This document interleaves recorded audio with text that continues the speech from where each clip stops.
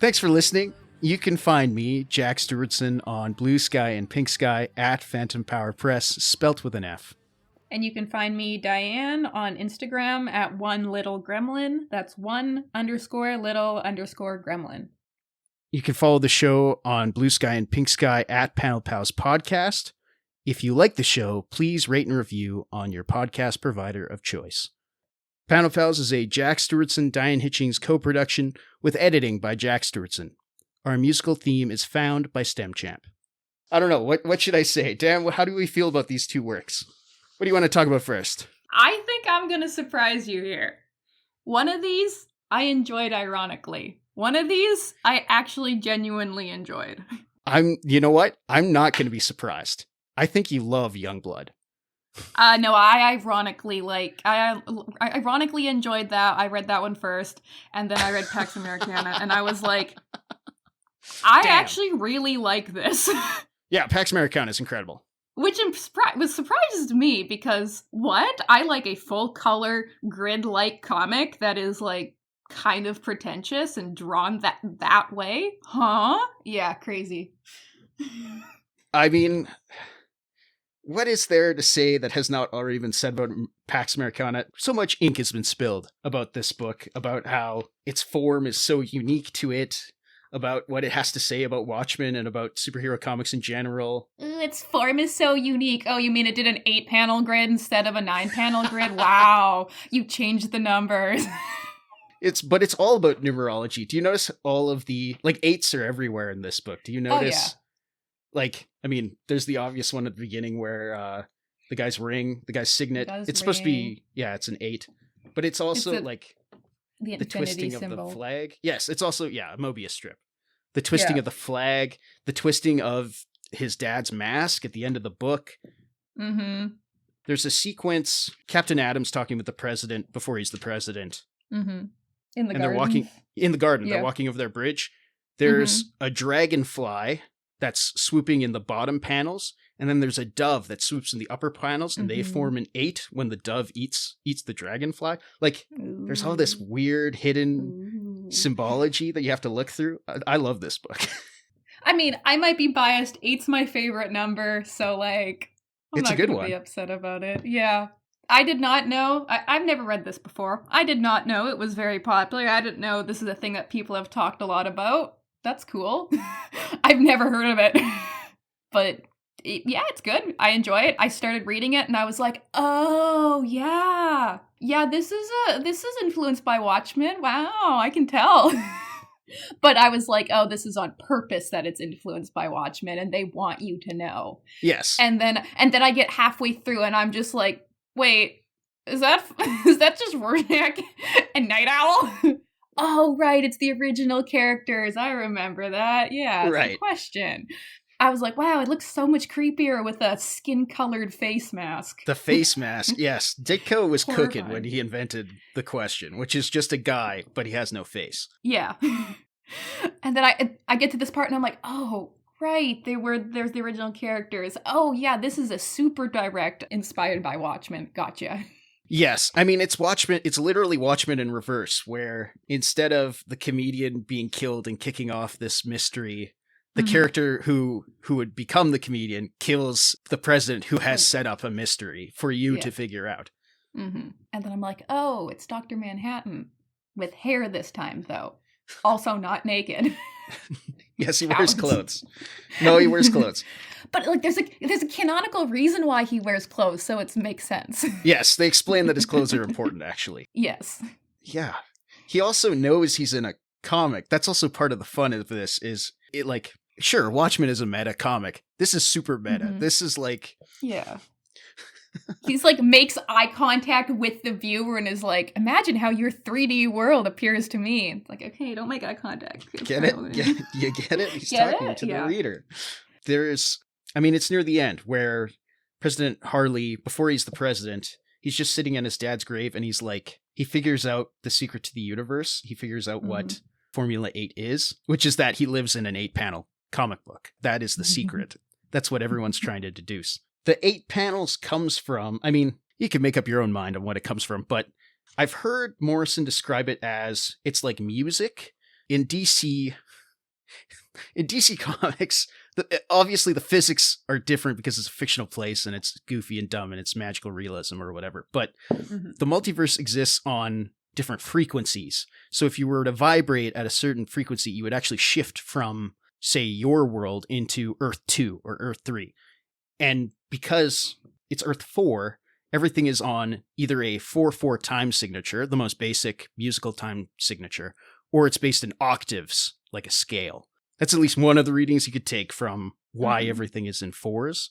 Do you care about any of this? I'm just thinking, I think it's cool. I love it. I do like it when people have like these like sick ideas behind the way their comic is written or told or drawn or colored.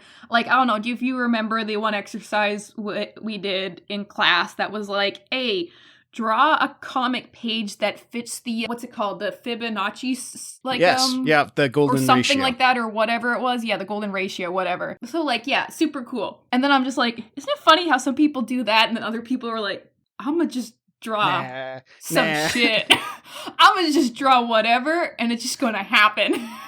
The whole spectrum of, I put this much effort into thinking about it, and yes, it's everything is 8, and everything does this, and it's like, look at these little details, and people are like, I just drew shit and I wrote shit, and it's also cool. You need all types of people. I totally agree. Like, yeah.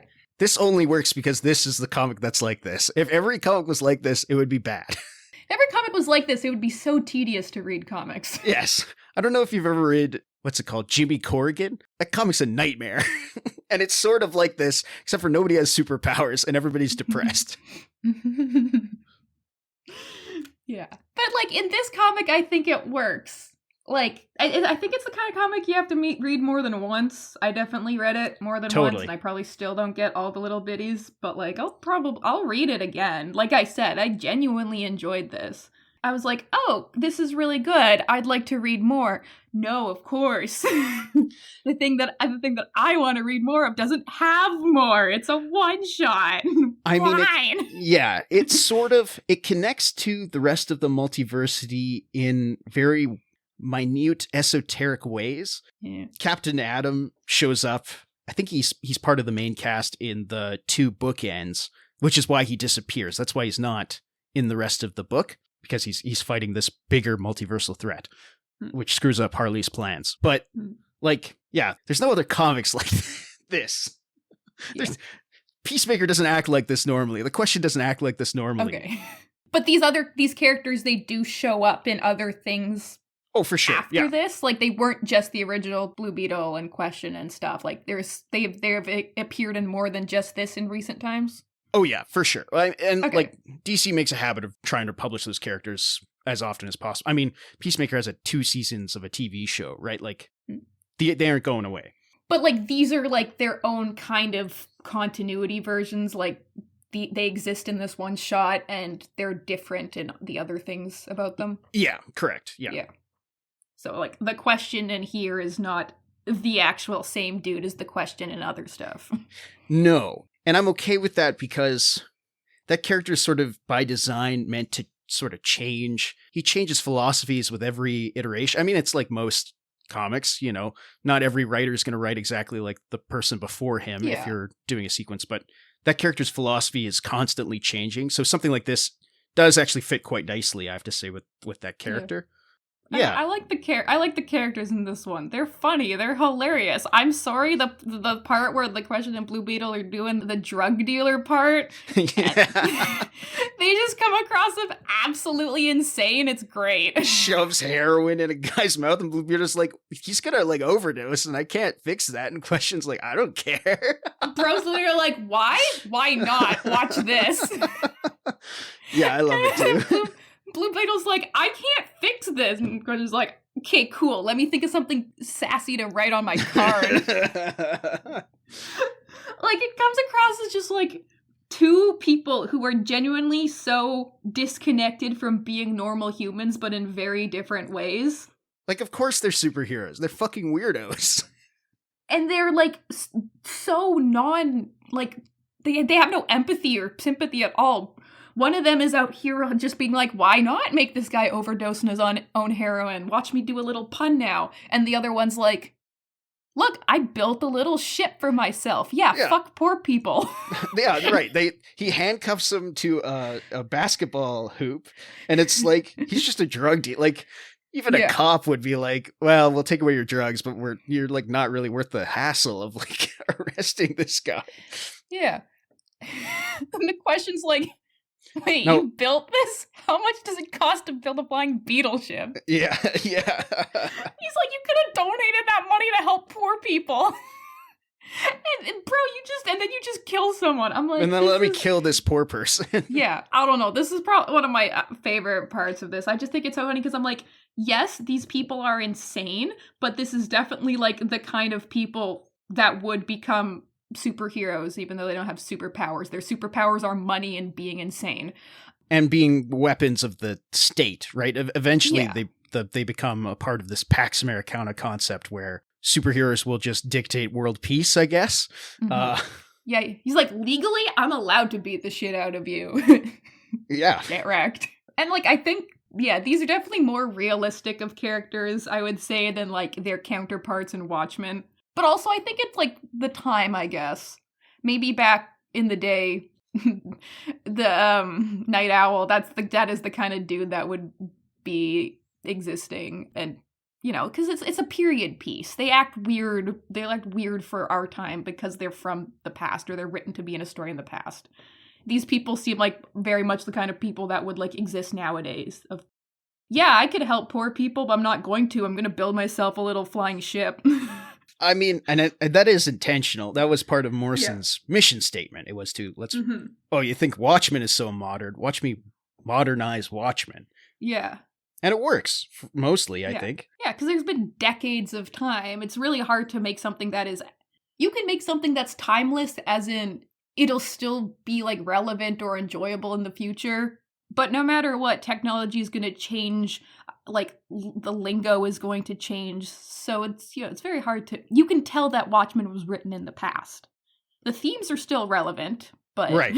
It is wholly an 80s book, right down to some of its pop culture references. Bro, look at the outfits. Just the way people dress. Yes. And the costuming. Yeah. And granted, Moore and Gibbons tried to make it timeless, right? Like, people drive weird electric cars that don't quite look right. They smoke weird, like, they're like hash pipes instead of cigarettes. Mm-hmm. But at the same time, the fashion is so 80s, and all the music everybody listens to or talks about in that book is so 80s, or TV or whatever. That's one of the things I enjoy most of, like, when people are writing something that is, or drawing something, or making media that's either, like, supposed to be timeless or is supposed to take place in a hypothetical kind of future. I know Watchmen takes place, like, technically in the past, but whatever, blah, blah, blah. You know, it's, like, fancy science future version.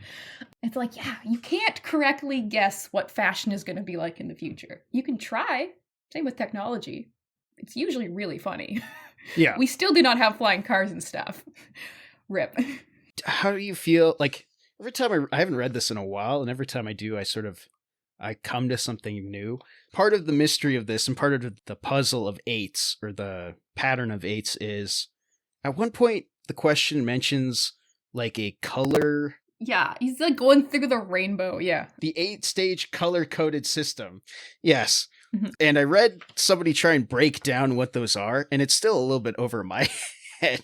But basically, as the book goes on, it goes from the stakes go from global world-changing stakes to very personal, like, survival stakes. And finding that out was that was kind of a revelation to me. That is cool. It is cool. Yeah. Yeah, because it does. Yeah. Because it ends with, the most personal of just one person's family. Someone being scared and accidentally killing someone versus a conspiracy to kill the president so that he can be resurrected by a god to become a god himself and instill world peace. It's that is kind of an interesting philosophy almost. Mm-hmm. Yeah, no, it is cool. Somebody just kills someone. He kills his dad by accident. Whoops. And you're like, by the way, question, what's his name? Yellow Jacket? The superhero? Yeah, he's like, oh, the Yellow Jacket conspiracy? Yeah, don't worry, there's no conspiracy. Bro got shot by his son for accident. This is why we should have gun control. I mean, again, that should be the lesson, but it's a critique of the US, and they never learned that lesson. So it's, no, we'll just dominate the rest of the world. Just fight Middle Eastern terrorists. We shouldn't let children have guns in their hands. We should hire a super scientist god guy to kill me and then bring me back to life. Yeah. Yes. Totally the best solution. Does the president come back to life? It doesn't say in this comic. What do you think? Or does later on in like the story he come back or not? I don't think he does. I mean, this book kind of confirms it because parts of the sequence are sort of told at the end where Peacemaker has been taken into custody and he's being tortured by Sergeant Steele, the guy with the metal hand. So I think they confirm that the president is never resurrected. Although Captain Atom will return. Like that's the real lesson of this. Does he return to this Earth or just he returns in general? I think it's implied he'll come back here. It's never been properly stated. There's no sequel to this. No, and the question one point in time says that he's been gone for a year. Right. So, does he... Okay, so there's, like, the one point in time where they're, like, talking about making a black hole or whatever, and then Captain Atom disappears. Did they destroy him, or did he just decide to leave at the exact same time that they were doing a thing? I think it's up to interpretation, but I think they certainly think that he is destroyed, that they've accidentally done some sort of experiment that has killed their Superman. But in reality, the experiment just transported him to the multiversity. What's that team name? I think I can't remember. They're like the Justice something of the multiverse. I think it would be pretty hubristic for these scientists to think that they accidentally killed their god character. Right. Yeah. I kind of read it as he just decided to choose that moment to just peace out and was like, this is the simplest way. Make it seem like it was a black hole just went, whoop, and I'm gone. Not that they actually did anything. He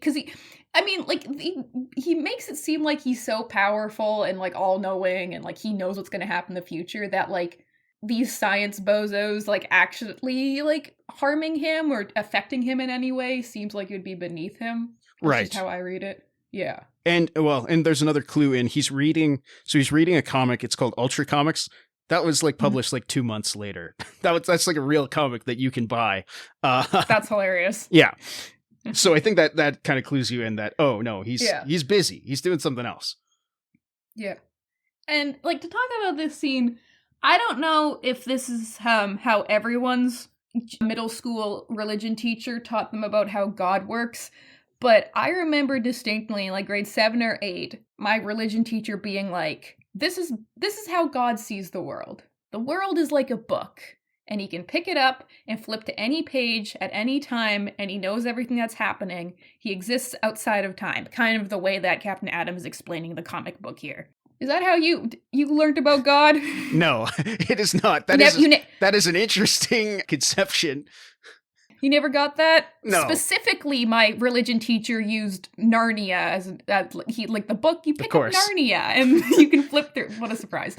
So I guess that's not a universal experience for people who went to Catholic school. But I thought it was interesting that I wonder if that was on purpose or is this a coincidence? Maybe. I mean, that wouldn't surprise me if that was something Morrison was thinking of. Yeah, they're a pretty smart person. Did they learn about Catholics? Did they have to go to Catholic school or anything as a kid? I don't know.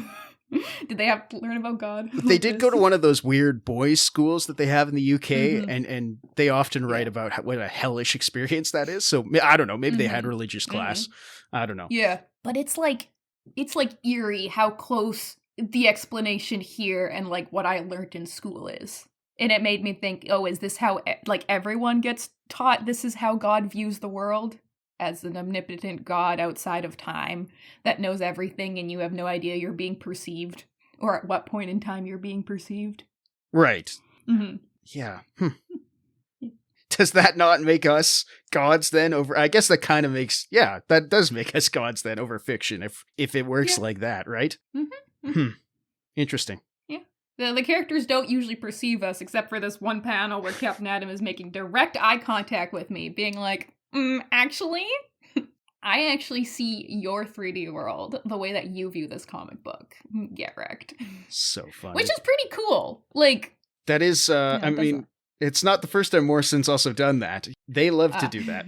It is a fun use of the fourth wall break. Totally. I will say. Yeah. There's also, and these are like, again, this is sort of a parody of Moore's writing. There's all these like double entendres and like kind of sentences that end into actions. Like I'm looking at a bit here where it's, I want to call her Silk Spectre, but that's not her name. Nightshade is talking. Yeah, exactly. Is talking with her dad, who's like a senator. Mm-hmm. And the last word bubble says, "Can you take a leap of faith with me?" And then the next page, it's question jumping over a rail, like an LRT rail. Yeah. He's taking the leap of faith. And there's all sorts of stuff like that in this book, which is very Alan Moore-esque. Moore since stopped writing like that after he noticed he was doing that in Watchmen all the time. But I don't know. It fits in the mode. I like it. I think it's a nice use of the comics medium because it makes it flow between pages. Is this a page flip? No, that's a left hand to a right hand page. Yeah. So you wouldn't flip between them. You would just go from one side to the other. And there are pages in this comic that are meant to be read like full spread. Some of them. Which confuse me. Some of them are and some of them aren't. And that's what's really confusing to me.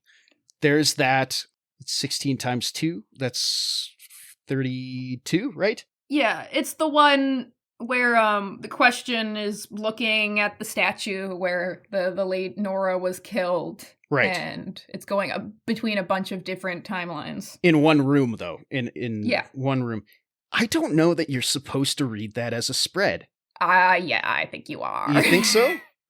Because the first time I read it, I didn't read it as a spread, and the second time I read it as a spread, and I'm like, yeah, that looks a lot better, and it makes a lot more sense. Interesting. Okay. Yeah. Well, like I don't know. I think it works better that way. Again, you have to read this like a million times to understand it. Yeah. Like there's a later spread that for sure you have to, where it's Chris talking with Nora while he's getting interrogated, and it's like mirrored, like the Janus statue. That for sure you have to read as a spread. Yeah, I don't know. And then there's the one where he's fighting, and then there's a helicopter that gets blown up. I think that one's also supposed to be read as a spread. That one is a spread too, but like admittedly, that one you can tell a little bit better because on the last row of panels there is one that bleeds over the centerfold. Right. Yeah. So that helps. I like that action sequence a lot. Yeah. I'm reading this as a digital version of a scanned copy of what Jack is probably holding in his hands, which I feel like reading this in the physical form would be the best way to do it. Because then you have those spreads to look at. Yeah. Probably. Yeah. Yeah. But like, still fun to read. You can find this too. This is not rare. Yeah. I have to say. Yeah. And then it ends, and I wanted more. It stopped scrolling. I was like, no, I want to read more of this. I actually like this. Let me give me more. Yeah. Yeah. No, that. Unfortunately, so part of this project, part of the pitch was Morrison would come up with all these one-shots with the goal that other people would just continue it afterwards. And there have been a couple multiversity spin-offs. There's one involving Harley Quinn. None of them address this specifically, which is very frustrating. Yeah, I can imagine. But like, on one hand, like, yes, I would love more of this. On the other hand, is it better that it has remained as this by itself and it has not been watered down by sequels solely made for profit? Yeah, I can imagine a worse issue 2 for sure of this book that gets bogged down in minutia and superhero stuff for sure. Could you imagine a volume 2 of this that is better than this? I can. Yeah, I can. I wish Morrison would come back to this. Yeah, I'm sure. Yeah, I'm sure they actually made it. Yeah. On that note, what do you think of the art? I know we're not saying about the panel layout or design of the pages, but the art itself. Oh, Quietly's like a master. I appreciate that some people think he draws people ugly, and they're not wrong. He likes to draw pudgy faces, but I love Quietly's work. I like how kinetic all of his action is. You'd say that you don't want to talk about the layouts, but that is part of Quietly's style, is playing with the layouts. Yeah. So he fits. Why? What do you think? For this, is the layout, was it decided by Morrison or quietly? It would have been decided in tandem. They probably talked in tandem. And Morrison is known for, they'll write a script and then they will draw out roughs. They will send that to the artist and they'll take it or leave it. Morrison doesn't really care if an artist uses it or not, but it's a nice playoff. From what I understand, quietly is pretty close to Morrison's layouts. Mm-hmm. Yeah. Which is always wild to me because I don't know how your comic creation style is. The visuals are the first thing that I do. My stuff always starts off as thumbnails, but like before it's a script. For the most part. Some sequences I'll have the words and then I'll like fit them into like visuals. But for the most part, I usually draw the pictures first. And I know generally what's going to happen, and then like the script itself comes later. I think it's certainly easier to do that when you're doing both things, when you're both scripting and doing the art. Mm-hmm. And usually the product turns out fine. Like I've seen, I've done that sometimes where if I'm having trouble with a page, I'll draw it out first before I write the script. And it works out for the most part. Mm-hmm. For something like this, for like corporate comics, I appreciate why they can't do that. I mean, arguably the Marvel method is just that, where the writer sends a paragraph to an artist and then the artist does all the work and the writer just puts in the words after. But it's just then very impressive to me that if Morrison had the idea for like the number 8 and the aesthetics and stuff, or the idea of it, but did like the non-visual part first, that's just impressive then that the visuals turned out like this. Because I'm like, how could you like approach it with the idea and not have the the exact visuals, and then it like turn out this like cool? Yeah. I don't know. Well, again, Morrison does do a lot of pre-production, but that also speaks to Quietly's ability. Like, he's great. He's so good at drawing moment-to-moment action all of the time. All of his comics, either his creator and stuff, or his work like All-Star Superman, which he did with Morrison, like they all kind of look like this and they all kind of feel like this. He's great. Yeah. Anyways, this is where I say, I think all the people look really ugly. Everybody's got wrinkles, and that turns a lot of people off. I appreciate Everybody's face is like, what if it was like a bunch of like there was so much detail, but like not quite right. Everyone's a little off-putting. Even, on the last page, like, you know, the president, when he's looking at his dad he just shot when he was a kid. What an ugly-ass kid. He's a little ugly. He's a little weird looking. His eyes are a little too far apart. Yeah. But, like, I'll say, like, no, the aesthetics and the panel layout and the action and even the coloring, all the aesthetics of this is very nice. The only thing is, like, I just don't like the way it's drawn. I don't know. I think the line weight is too thin and the characters look kind of for close-ups. For when it's not close-ups, you can't see their faces, so it doesn't matter.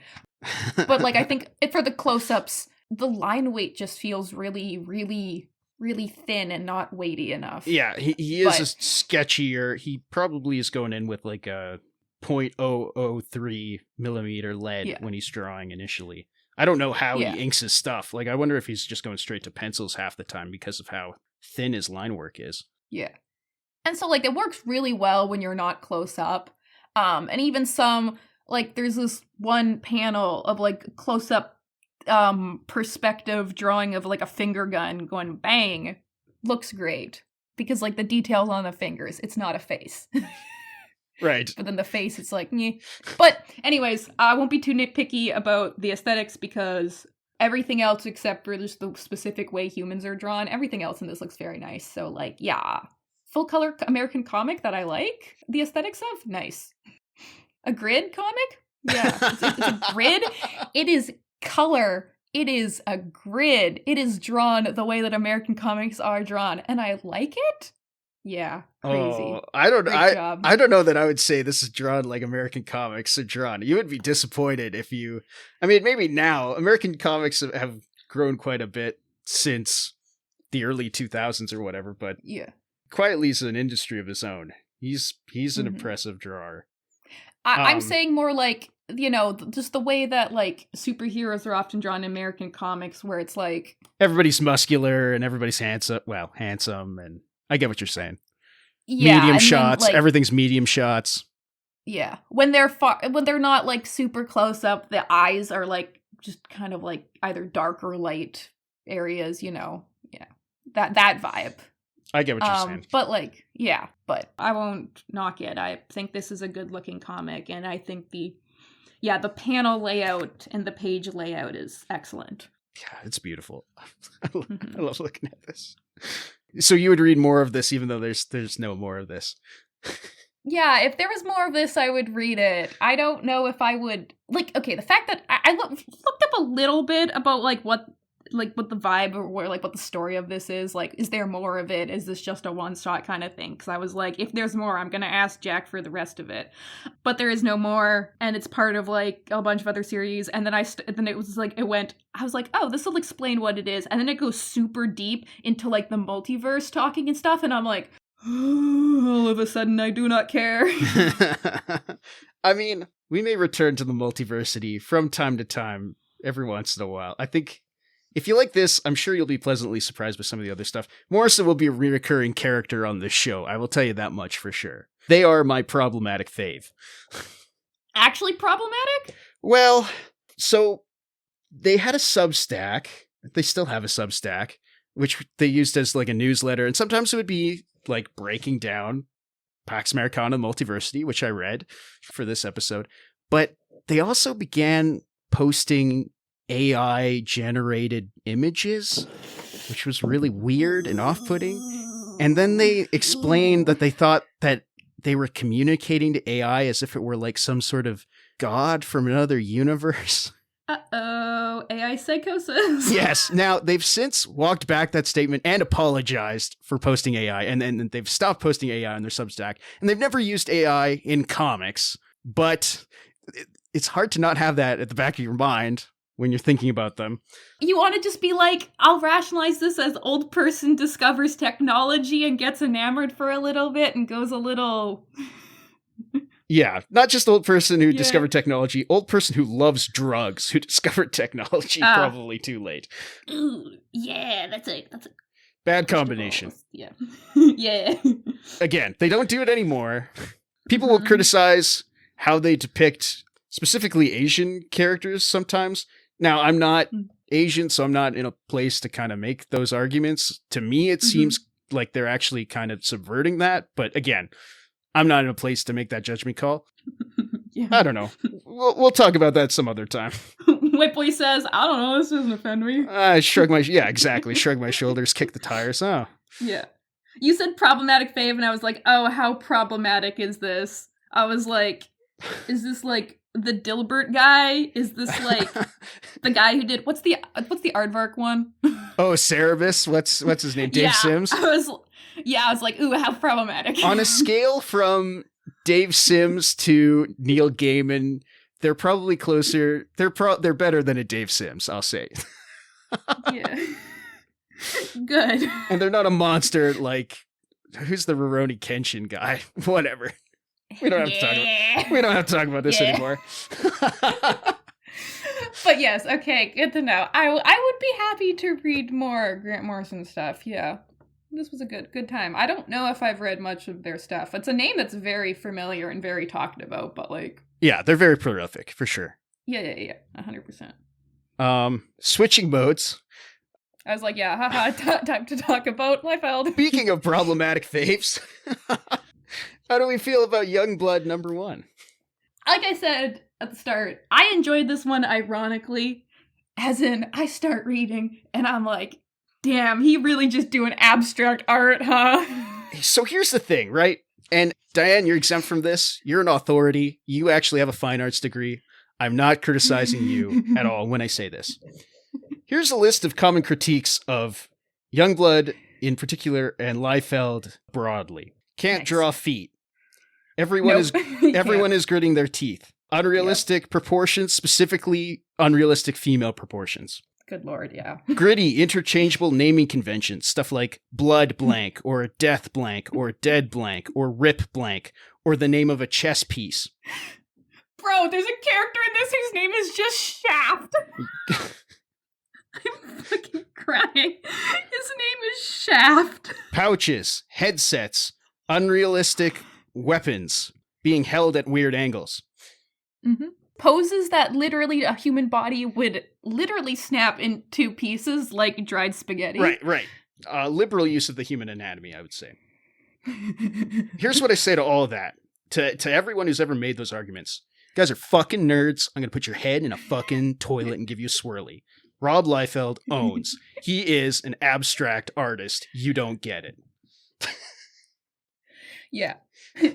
Jack loves Liefeld's work. I love the art of Backy. It is the same thing. It's the same. It's a Venn diagram. Yeah. It is these bodies do not make sense. I am sorry. A thigh muscle has never looked like that. That's not an arm. That's just a tree trunk that has some human flesh colors on it.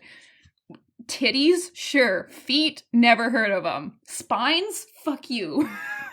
Sister, Sci-Fi has an 8-pack, but he's in a pose that he's like in a crunch pose where you wouldn't be able to see abs. I don't care.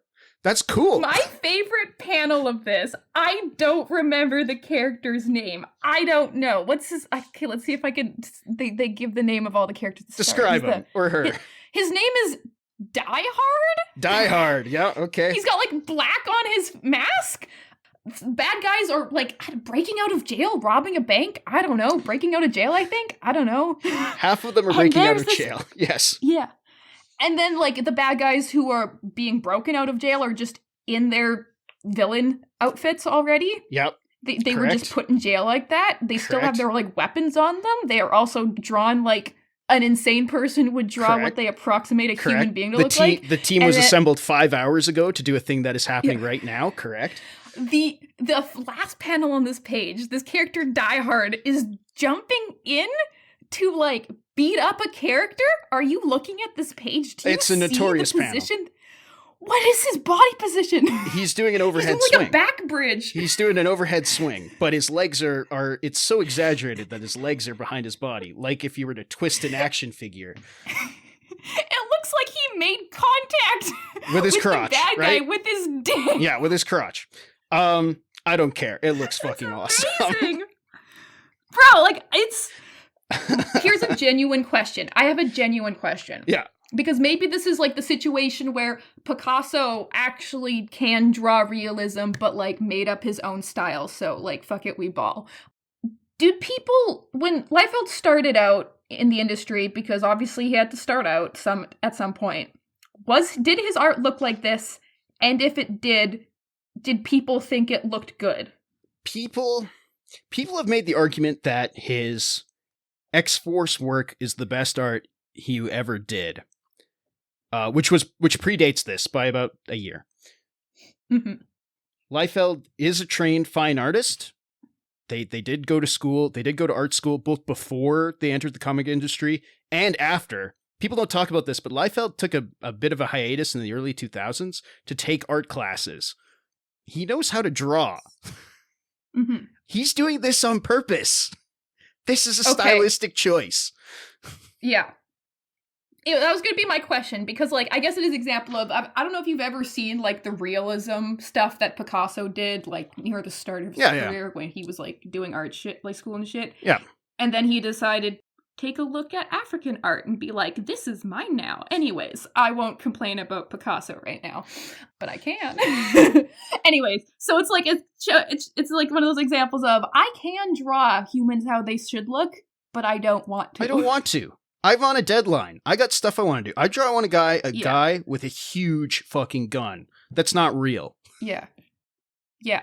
I am going to draw a dude vaulting over a railing to run downstairs to, of course, the thief that he's catching is black. What a surprise. Liefeld, what are you doing? Maybe it was just the colorer's fault. Anyways. That might have been the colorer's fault. In the deluxe edition, he's colored white, actually, in the reprint. So that might have been the colorist. I was like, good lord. The middle panel on the page where he's like jumping over, oh my god, it's amazing. That's just abstract art. Where he's vaulting. Bro was like... And his hips are... Like, yes, it's awesome. He like, no, screw you. This is human anatomy. I don't care. Like, there's lines everywhere. Like, there's so many fucking lines. Like, look at all the detail. Bro's like, I have a deadline. I'm going to put 7,000 lines when I'm doing the detail on his face. But I'm going to forget that feet have toes. Fuck you. No, it's a wedge. That's how you draw superheroes. They have a wedge. Yeah. Yeah, no, I had a great time reading this because I spent the whole time being like, man, I love abstract art. It's amazing. It's so good. But, like, I will give the caveat of me saying, like, enjoying this. I am enjoying this ironically. I enjoyed this in a very different way than I enjoyed PAX Americana. And both ways are valid to enjoy something. But I just want it to be out there. And that's I am not looking at this like this is, like, a masterpiece. I'm looking at this like, hell yeah. I'm having a good time. I mean... That's fine. You're allowed that. Maybe I can change your mind. To me, this is a Jack's like, fuck you, nerd. This is a masterpiece to me. Yeah, we introduce all the characters, and then the female character on the team is like... It's 100 characters. She's like, I'm just gonna show up when I want. And I'm like...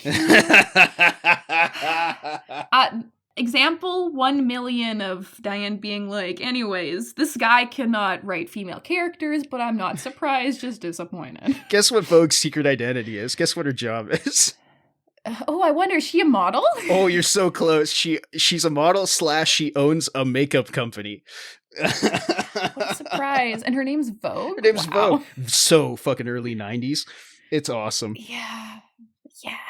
I love it. Yeah, introducing all the characters and still like giving kind of their story and like who they are and where they're coming from. Like everyone's in a setting when they're introduced. Nah, fuck it. She's just already in her super suit, jumping through the city, being like, I show up when I want to. She's a girl about town. She's busy. She busy. Yeah.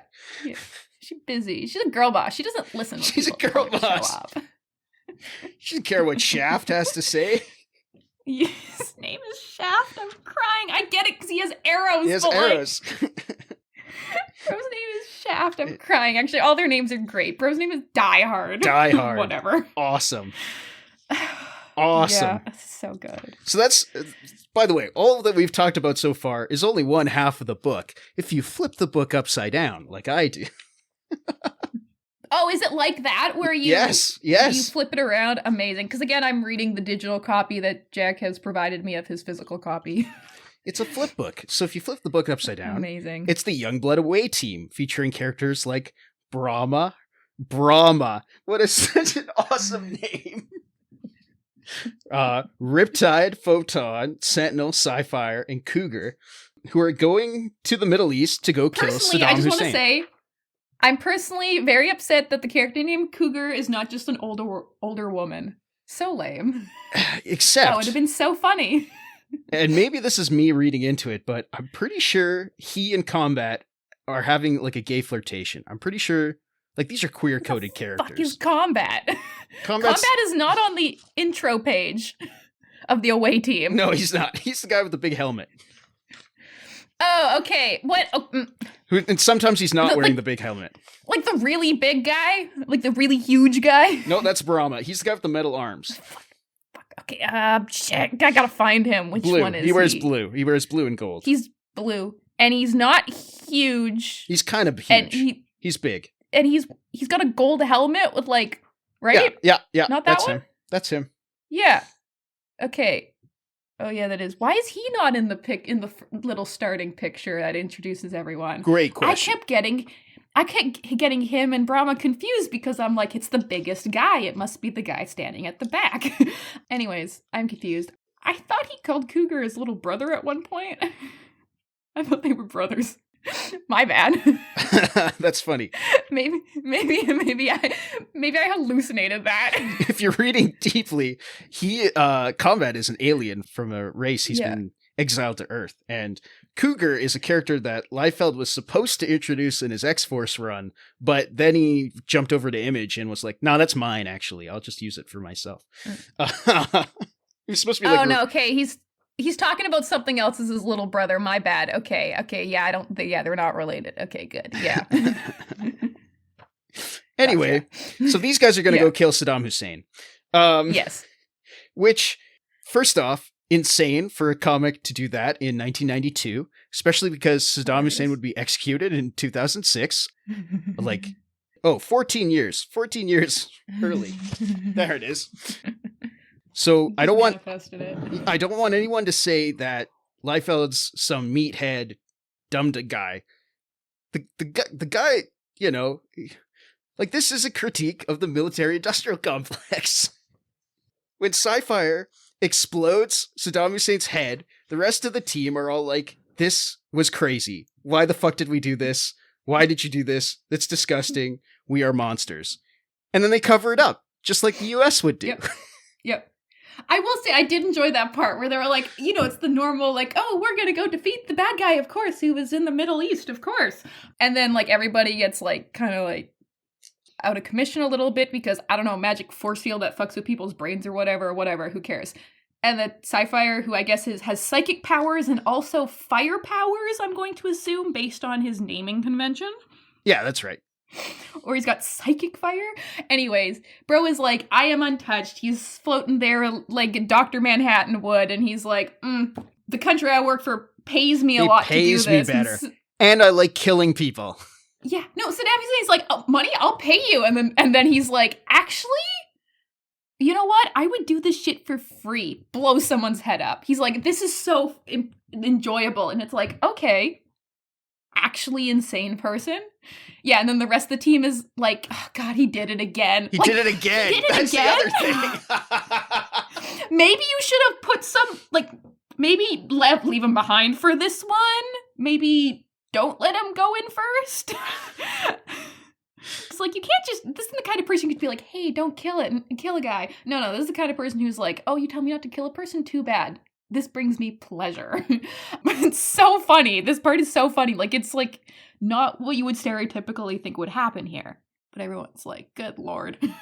It is a demonstration of the monstrosities capable of the American empire.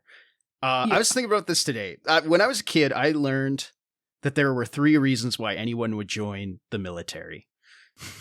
Reason 1 is pageantry, right? There's some sort of honor in joining the army. Maybe you have family who did it and you want to carry on a legacy. Maybe you want to go take an adventure. Maybe you're looking for camaraderie, right? That's number 1. Mm-hmm. Number 2, you're poor. You need a job. Mm-hmm. Military is stable working conditions. They provide you room and board. You often learn a trade or a skill, and they'll pay for your college or a vehicle. And then number 3, you just want to kill people. And as a part of the military, you're either directly killing people or you're a tool used to kill people, right? Yeah. And that's what Sci-Fire is. What about people who, love their country and and think that joining the military is, that would help them do good to protect their country? Yeah, that's the pageantry. That's the first one. Yeah. Yeah, okay. I'm like, does that count? Yeah, totally. And that's, listen, 2 of those 3 reasons are perfectly valid in my eyes, but there's that ugly third one that is a reality. Yeah. That is just a reality. Yeah. It's like, oh, yeah.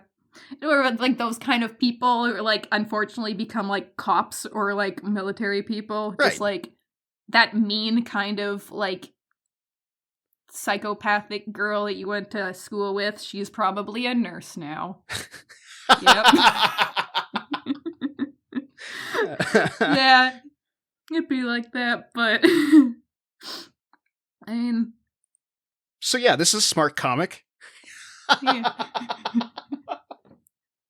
So I have a question. I wrote this in my notes. Yeah. Is this comic explicitly inspired by Watchmen? Explicitly? How do you mean? So, for example, you could have just, read Watchmen in your life and been like, oh, there's some cool ideas here, and you've just accidentally turned them into stuff that you do in your comics. Either, visually or like tonally. Or there's specifically PAX Americana, which is explicitly inspired and is saying something about things, and also Watchmen. Is this a case where Liefeld has just made a thing and it happens to have some parts that fit within this mini-series we're doing of Children of Watchmen? Or was he, like, slightly inspired by some things that was done in Watchmen? Or was he ever like, yeah, I read Watchmen and it was great, and I totally think that's an inspiration for my comics. Anyways, here's Youngbloods. I mean, from Liefeld's mouth specifically, it'll probably be column C, where he's talked about his love of Watchmen and more. You know, everyone's read Watchmen. Of course he's read Watchmen. Yeah. I'm not the only person to make this comparison, though. Morrison made that comparison in his book, Super Gods, where he described Youngblood as the direct countermeasure to Watchmen, where, oh, you're going to write a book about superheroes being fat and erectile dysfunction and psychopaths? Well, I can do that too. And it's going to look sick.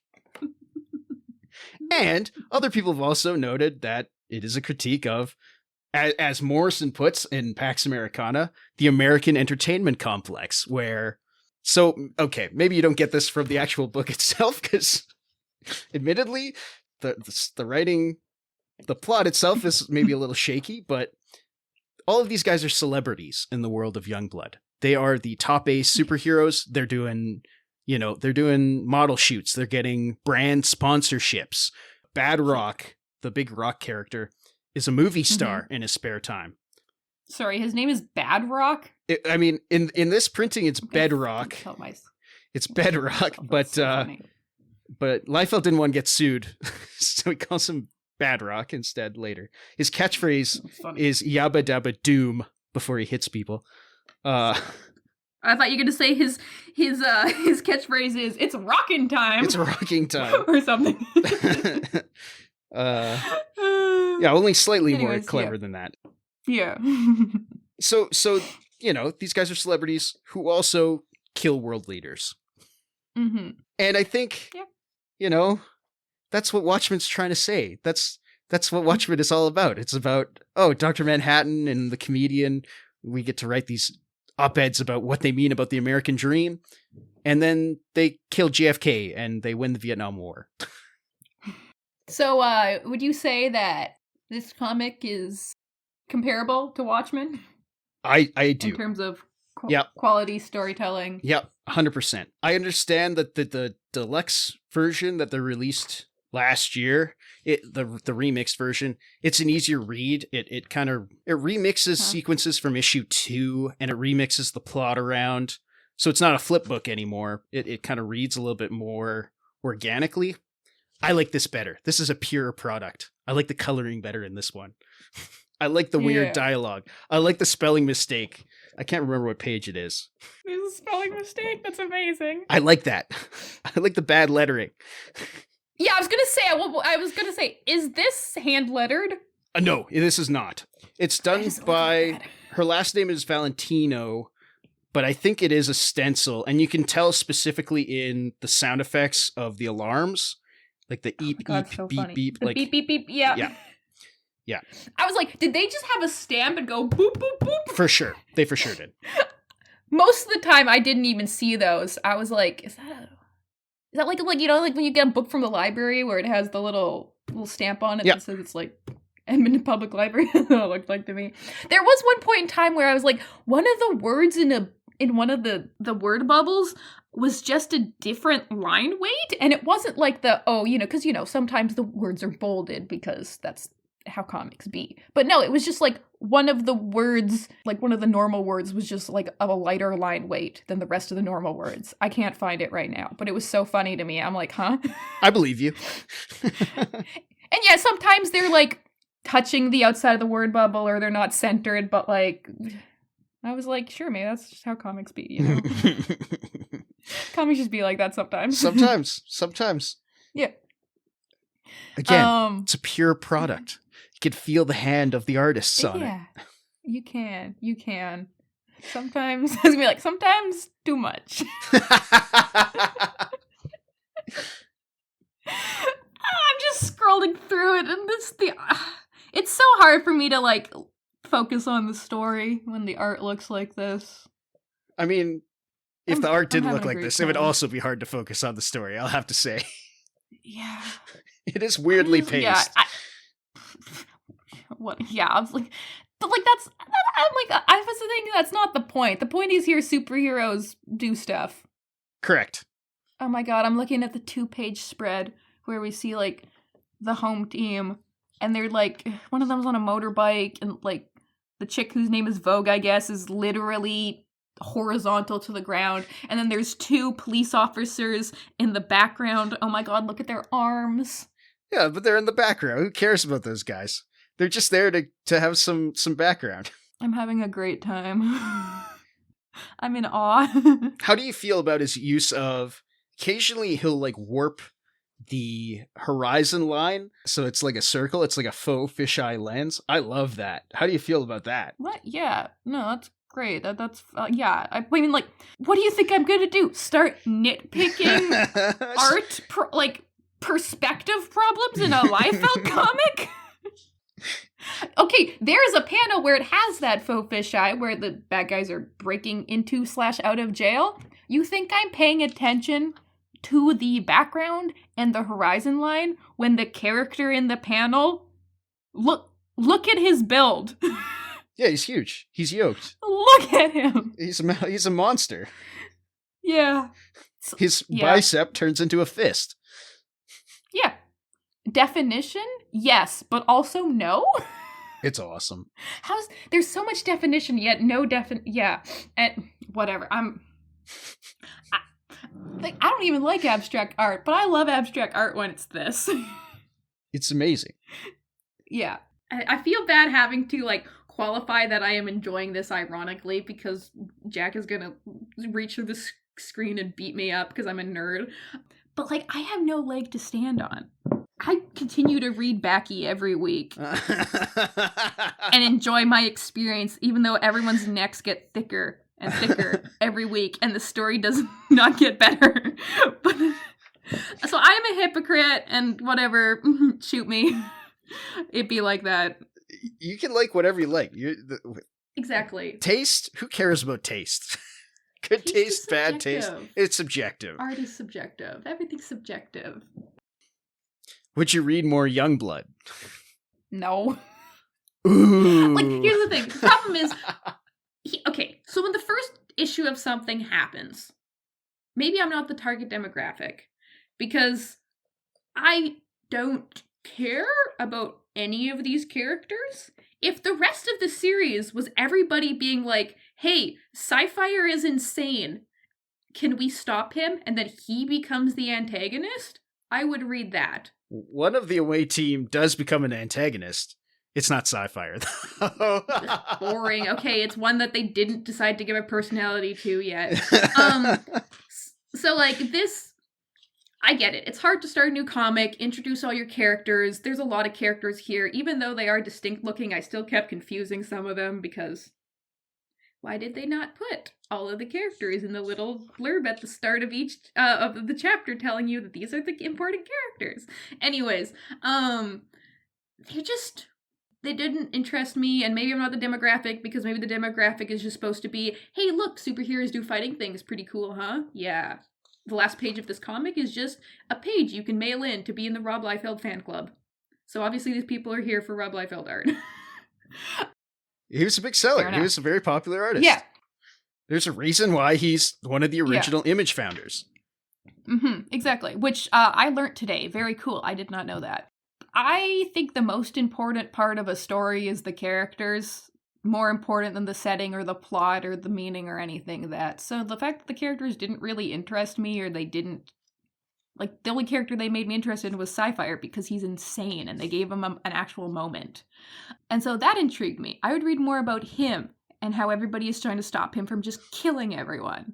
But obviously that's not what happens, because this is a superhero comic of this type. I'm gonna compare it to, like, shonen.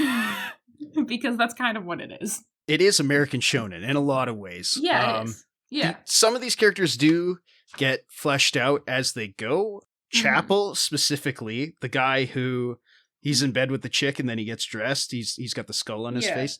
So it's established that he killed Spawn before Spawn became Spawn. Like they were in some sort of Black Ops military unit beforehand, and then he got hired to kill Spawn.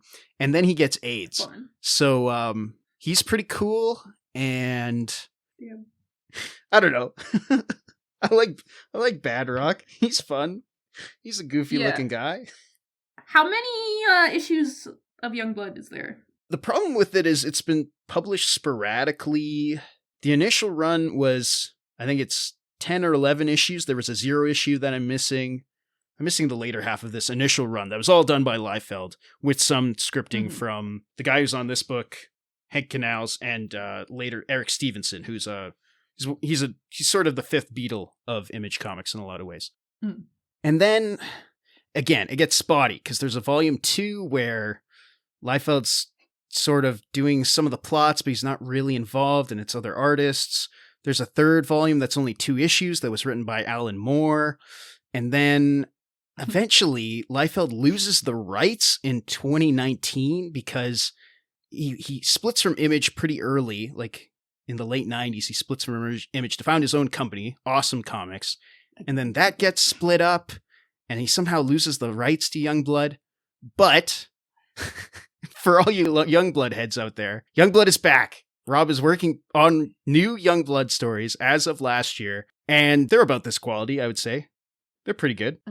Question. At the time when this was released, did people take it seriously? And I mean that as in, like, did they think this was serious fiction or, like, fun comic superhero stuff? I mean, if you talk to a comics pro today, they will say that they loved Youngblood. If you talk to a comics collector today, they will say Liefeld is one of the worst people in the industry. The problem with that being that those guys bought 5 copies of this issue because they thought it would be worth money in the future. So, like, who's more right? I don't know. Rob's still working, right? Like, yeah. But, like, I mean, like taken seriously in the way that something like Watchmen was taken seriously. Or I guess I would assume Pax Americana, when it came out, was taken seriously. I mean, well, like, obviously not. Okay. But, like, Rob was. Like, Liefeld was. The comic itself is almost secondary, because Liefeld was in jeans commercials directed by Spike Lee. And he was on the Dennis Miller Show where he did an interview about Youngblood. Like, there was almost a Youngblood video game. Tom Cruise was attached to a Youngblood movie that never came out. Like, aww. Yeah. So, like, and for, like, nowadays, obviously, we are talking about it, our serious critiques. Did people, would people nowadays say they would take this seriously? Or would they say it's just, you know, nice superhero stuff? Here's what I'll say about that. It is, in its original mode, it is structured strangely. The art is weird even for its time. It's somewhat dated in some of its plot points. The characters are flat. I have heard, not just from one source, but from multiple sources, that if this were to be published today from one of the boutique publishers like Silver Sprocket or Top Shelf or something, it would win Eisner Awards. It would be considered one of the best comics of the year. And to that effect, when Youngblood Deluxe came out, it was a top-selling comic that month. Maybe that speaks to the consolidation of the comic book industry, but people like Youngblood, even if they don't want to admit it. Yeah. Okay, this leads into my last question in this line of questioning. If Youngblood was, like, drawn like Watchmen, do you think it would have been taken seriously when it was released? It would have been taken seriously at the time. It would have had a better reception at the time. It would have been forgotten. It would have been left behind in the dust. If it had standard American comics art. If it was drawn by Dave Gibbons or Ron Frenz or anybody else, right? The style is important. The fact that it's Liefeld art is what makes this yes timeless, you could say. I don't want to read. Other people have drawn Youngblood. Dan Fraga had a run on Youngblood. I don't like it. I don't like that stuff. I want Rob. I don't care. I want Liefeld. Yeah. I've just spent the last 5 minutes looking at the front cover of this while we've been talking. Have you noticed that I don't think... Okay, maybe it's because he's got fancy superhero future weapon. Shaft's bow and arrow. There's no string on his bow. That is explained in the trading card. Okay. It's a magnetic bow and arrow. So he doesn't need a string. People criticize that. You're not the first one to point that out. And every time it is pointed out, I have to go, no, you fool. Okay. I didn't know. I was wondering if... The thing that's not explained in the comic. Is it a fancy future weapon, or is it just annoying to draw a string, so the string just wasn't drawn? I mean, it's probably a mix of the two. Bro, I hate... Form begets function. Drawing bow and arrows is so annoying because you have to, like, draw the string back, and it has to, like, make sense, like, physics-wise. No, fuck it. Just make it, fancy magnetic arrows. It's good. Yeah, makes sense. It's a future bow. Yeah. Man. I'm having a great time just looking at this front cover, dude. Like, don't you love it? I keep noticing things. Don't you wish it? Don't you love how none of these guys have eyeballs? I love that. I think I literally, like, 10 minutes ago when we were talking about PAX Americana made a mention about that and how, American comics be drawn like. See? PAX Americana, you don't get PAX Americana without Youngblood. Yeah. No. PAX Americana is not a reference to Watchmen. It's a reference to Youngblood. It's a reference to Youngblood. God, I'm just looking. Look at the calf muscles. Look at the calf muscles are drawn from a front view. You can't see. Nah, it's cool. I love all. There's so much cross hatching. Looking at this, like it's because I have a deadline. Proceeds to put all the detail everywhere except for the feet. What's the opposite of someone who has a foot fetish? Yeah, reverse Tarantino. Yeah. You're like, actually, feet repulse me, so I don't draw them. But again, he wasn't the only one. He gets all this flack. Jim Lee never drew a foot in his fucking life, and he owns DC Comics now. Yeah. It's not fair. Where's the love for Rob? Yeah, okay, but here's the thing. What's the guy you just said, huh? Jim Lee? Who's the guy? Jim Lee? Yeah. You think his name is as recognizable as Rob Liefeld? Oh, yeah, big time. He is. Yeah. Yes, but, like, here's the thing. I don't know who that is, but I know who Rob Liefeld is. You don't know what his art looks like. Yeah, so I don't know. Yeah.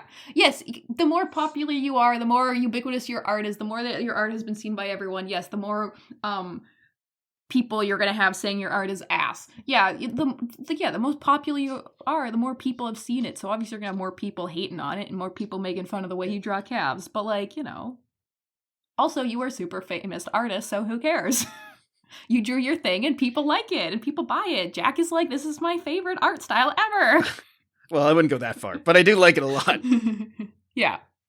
Yeah, I know. I know you will die on this hill. Fun fact, I introduced my sister to Rob Liefeld art once by showing her one of those compilations of, like, top 10 questionable bodies drawn by Rob Liefeld.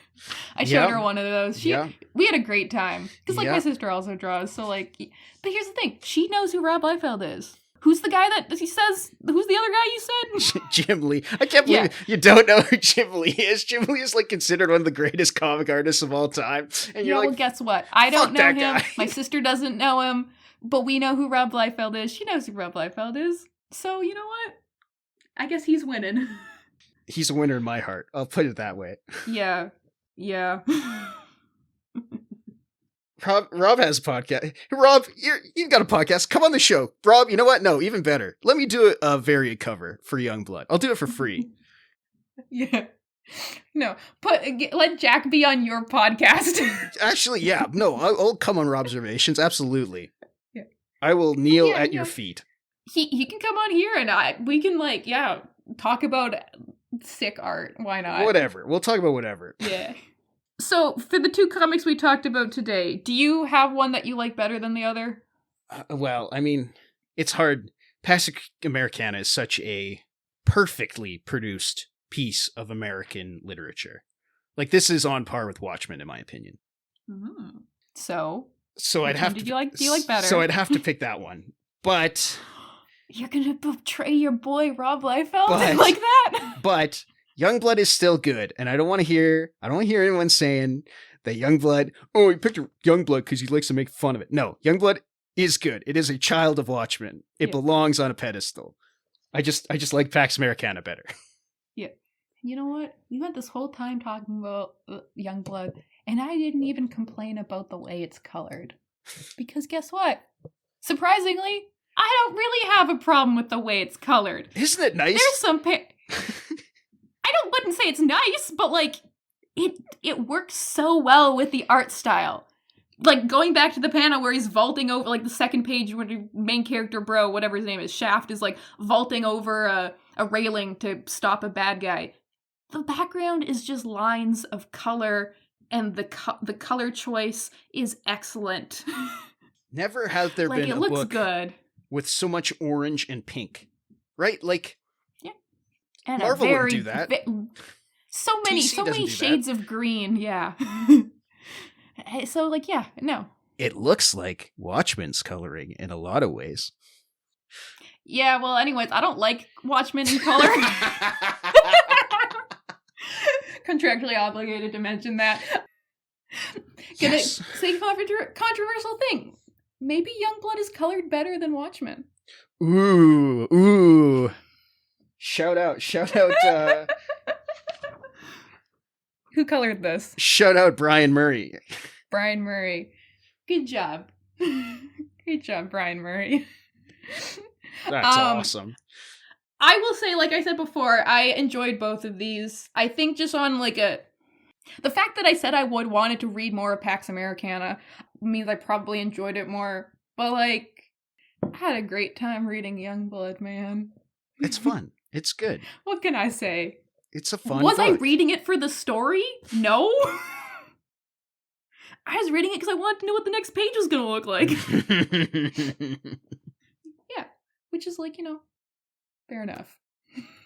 Do you have any last thoughts about how this fits in with the Children of Watchmen series? Good, bad, monumental?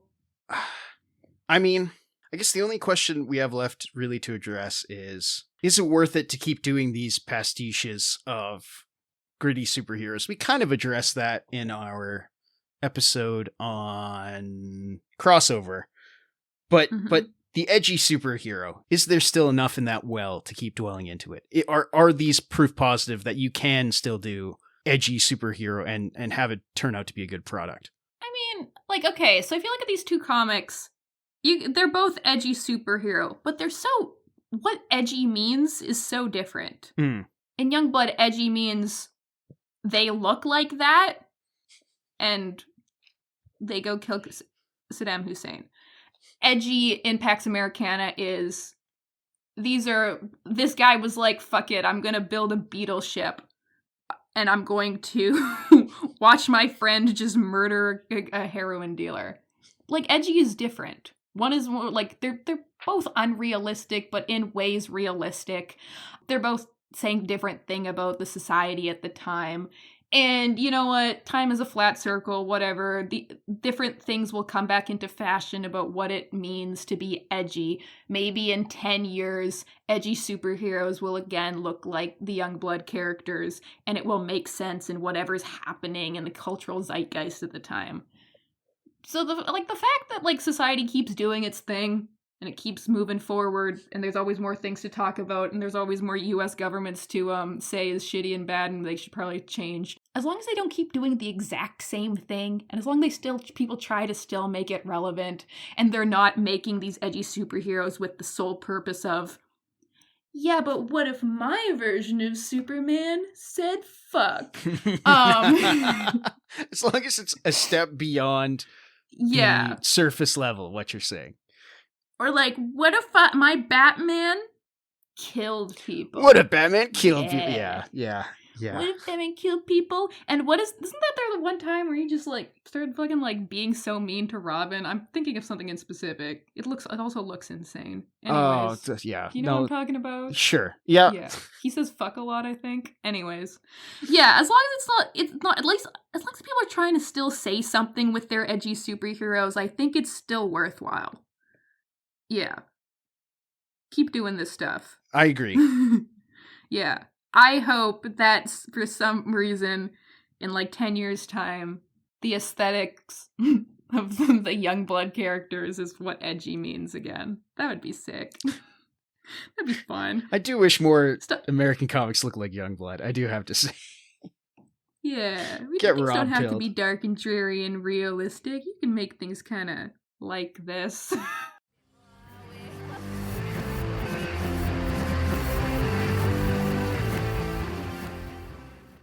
What is reality?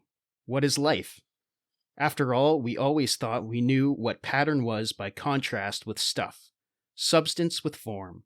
But now the contrast has disappeared. We are left with the deed alone, no agent, the form alone, no stuff. What do we have?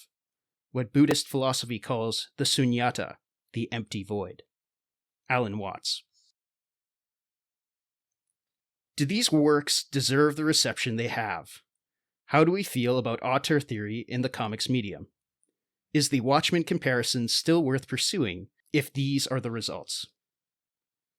Scottish writer Grant Morrison entered the comic industry at the ripe age of 17, doing strips for local UK publications like Near Myths and Star Blazer as early as 1978. Morrison's earliest hit was his and co-creator Steve Yoel's Zenith for 2000 AD in 1987.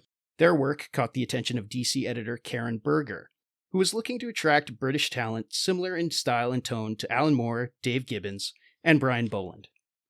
Morrison was brought on board for a reimagining of Animal Man and the original graphic novel Arkham Asylum, A Serious House on Serious Earth. It's the comparison between Moore and Morrison that is worth noting here. In addition to both being chaos magic practitioners, Moore and Morrison have had a semi-public feud for decades, largely stemming from the comparison between the two. When asked of Morrison, Moore has been largely dismissive, accusing them of plagiarism. Morrison, on the other hand, has been more vocal. Multiple newsletters, interviews, and articles, all of which have been collected by Laura Sneeden for Comics Beat, corroborate a more jealous motivation on Moore's part. Morrison had actually pitched a Kid Marvel Man story for Warrior magazine at the height of Moore's run. While editor Des Skin initially loved and accepted the pitch, it was Moore who shot the story down. It would eventually be printed in the Marvel-published all-new Miracle Man annual in December of 2014. When Moore left Warrior in 1984 to pursue work at DC, according to Morrison, they were asked to continue the strip. Not wanting any bad blood, Morrison wrote to Moore asking for his blessing, which Moore once again declined, sullying the whole deal. The British invasion invited a certain cult of personality for all talents involved. Morrison tried to capitalize on this by establishing himself as the punk new wave voice of his generation. The 30-year-old Morrison felt no guilt in mocking his contemporaries at cons and in zines, of which Moore and his work was sometimes a target. Morrison would point out many similarities between Moore's superhero work and the Robert Mayer novel Superfolks, published 8 years before Moore's comics debut. In contemporary times, Morrison has exhibited some regret in this practice and has often cited Moore's work as an influence, despite their disagreements in the industry. It's in this spirit that Morrison and frequent collaborator Frank Quitely present Multiversity, PAX Americana. The Multiversity was initially devised in 2007 as a micro-event, a series of 7 one-shots, bookended by 2 connected issues, which would explore the different styles and modes of the DC multiverse. The book was finally released in 2015 as part of the DCU initiative. Its 4th issue, PAX Americana, is on its face Morrison's direct response to Watchmen in both form and content. Taking place on Earth 4, PAX Americana depicts the death of Harley, sitting president of the US at the hands of super soldier Peacemaker. The book then retells in backwards linear time the events leading to the explosive opening, as President Harley devises a plan to integrate superheroes into American culture in order to achieve world peace. The PAX Americana. Morrison places the original Charlton characters into the roles of their more Gibbons-created counterparts, often to humorous effect. The book acts as a puzzle for the reader to solve, structured in patterns of octaves, a clue to the book's ultimate resolution. PAX Americana remains a critical darling, often cited as the high point of the Multiversity and one of the greatest single issues of all time. Its pitch-perfect pastiche of Moore and Gibbons not only parodies but expounds on the anti-American Cape critique of the original work. Rob Liefeld bleeds comics. The California native son of a Baptist minister, Rob fell in love with 70s Marvel Comics as a child. After some success with independent work at Megaton and mainstream DC work reviving Hawk and Dove, Liefeld came into his own with his extremely popular revamp of the New Mutants title at Marvel. There he created mainstream mainstays Cable and Deadpool, before rebranding the book as X-Force in 1991, one of the best-selling comics of all time. Shortly after, Liefeld and fellow artists Todd McFarlane, Jim Lee, Mark Silvestri, Eric Larson, and Whilce Portacio formed their own independent publisher, completely artist-owned, save for the logo. Liefeld was first out of the gate with Youngblood #1, the first released Image comic, a landmark title in independent comics. The book follows a group of highly specialized super soldiers working for the US government, performing both morale-boosting psyops at home and black ops counter-terror missions abroad. Liefeld initially invented the team name for Megaton before the publisher went under, and merged those characters with others he initially pitched for DC for a failed Teen Titans spin-off. The book is presented in flipbook format, 2 stories following the home and away team respectively. As with all the initial Image titles, Liefeld plotted, penciled, and inked the entire book, with Hank Canals providing dialogue punch-ups and color design from Brian Murray. Youngblood #1 sold an estimated 1 million copies upon its first release, making it among the top comics of 1992. It has gone under multiple reprintings, including a remixed, recolored, and rescripted deluxe edition in April of 2025, courtesy of writer Joe Casey. While sales and fan response was initially high, Youngblood and Liefeld have fallen under heavy critical scrutiny. Numerous op-eds were written both in trade publications of the time, like Wizard and the Comics Journal, as well as web materials arguing Liefeld is one of the worst mainstream artists in the industry. However, a reappraisal of Liefeld's work began brewing in the late 2010s and early 2020s, from industry pros like the Cartoonist Kayfabe podcast, Michel Fiffe, and Mex Flantalo, hyping up Liefeld's enthusiasm for the industry, as well as his avant-garde art style and storytelling. Morrison himself writes of early Image, like hardcore dance, Image stripped away all the frills, all the boring bits, and left only a straight-ahead, hard-punching beat. And on Liefeld specifically, Morrison states, Liefeld spoke for a generation of American kids. Not outsiders, not punks, not hippies or geeks, they were Gen Xers. The forgotten demographic, the kids too ordinary to merit their own movement, too depoliticized for manifestos. Their power fantasies were not of social justice or utopian reform, but of nihilistic, aimless hedonism or revenge. He was mocked, but his style was his own. He was a superstar. Moore himself would put as close to a seal of endorsement as he could on Youngblood when he himself would write his own take on the characters for 2 issues in 1998. As with any comparison, Watchmen, Youngblood, and Pax Americana all appear quite similar from a surface level. They're all English-language comics about edgy superheroes. Closer inspection reveals key differences such as the times they were produced, their reception among critics, and their production models. But if you look even closer, at a granular level, all 3 works are more related than not. Epic critiques of the military-industrial complex and American entertainment culture. Even more specifically, they each depict the assassination of world leaders by supercharacters in satirical fashion. They are each a product of auteurs at the peak of their craft, openly embracing their influences. Each offers an increasingly baroque take on Watchmen's own original premise, as well as playing with the medium and form of comics in unique ways. As Morrison also states, in hindsight, it was America's inevitable reaction to Watchmen, and the only effective response that could possibly be effective. Fuck realism. We just want out superheroes to look cool and kick 10,000 kinds of ass. Sunyata, the Empty Void. Welcome, listeners, to another episode of Panel Pals, the comic book podcast for thinkers. We're your hosts, Jack Stewartson and Diane Hitchings. Diane, how are you? How's your week? We could have been better. I mean, it started off not great and got better, I guess, because, weather's been really nice over here, springtime, which is great. Springtime also means bugs, and apparently that means I get bitten by a tick. Oh, no. Did you have to go to the doctor? That sucks. Guess who spent 6 hours in the hospital on Monday? Oh, no. So, people around here don't, usually get Lyme disease, as in people around here never get Lyme disease, but, ticks are one of the things that freak me out. So I was like, I am either, you are either sending this little guy off to get tested, or you are giving me drugs before I leave. And they're like, okay, here's the antibiotics. And I'm like, thank you. Now I can sleep tonight without thinking I'm gonna like crumble into dust. You can't take that risk. I would have done the exact same thing in your situation. I had a coworker who was like, yeah, but isn't there like a super small chance? And I'm like, yes, but wouldn't it be super cringe if you were like, oh, there's a small chance, so I don't have to worry. And then you were just super unlucky.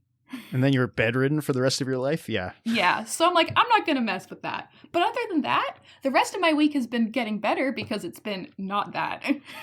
That is good. Way. How's your week? Oh, same old, same old. I've got something to plug off the top of the show, if you don't mind. Excellent. I think this will come out on time. Come see me at Panel 1 in Calgary, Saturday, June 6th, 2026, 11 to 6 p.m. at the Hullhurst Sunnyside Community Association. Ooh. Come say hi, come get a bookmark. I've got a new sketchbook zine, oversized sketchbook zine coming out that you can check out while I'm there. I hope it's going to be a fun show. I don't know anything about this show, but it's supposed to be all comics. Yeah. Yeah.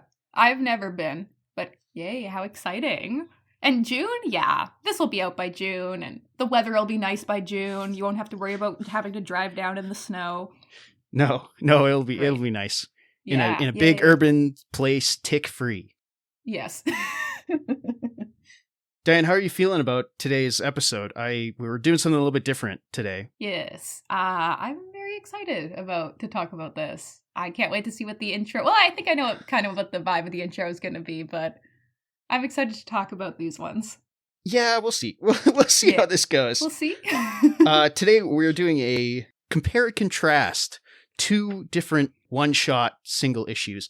We have Rob Liefeld's Youngblood #1 from 1992 at Image Comics, and we have Grant Morrison and Frank Quitely's The Multiversity, PAX Americana #1 from 2015. Were you familiar with either of these before you read them, Diane? No, except for the fact that I've definitely seen panels of the Liefeld comic, because of course I have. Iconic work, iconic art. I've seen characters, I've seen panels of this before, but I've never read the story. It is infamous, and we'll get into that for sure today. Yeah.